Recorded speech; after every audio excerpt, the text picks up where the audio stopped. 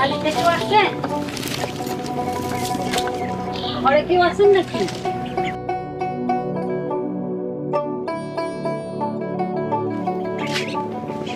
তোমার নাম কি? যে আমার নাম মানিক। তোমার নাম মানিক? তোমার বাপ মা কই? আমার মা বাবা বাইসা নাই, খালার কাছে বড় হইছি।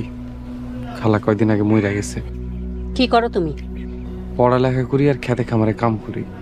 কামলার বাচ্চা কামলা, তুই একটা কামলা হয়ে খান বাড়ির মেয়ের বিয়ে করার স্বপ্ন দেখোস? তোর এত বড় সাহস! আপনি কে? এরকম করে কথা কইতেছেন কেন?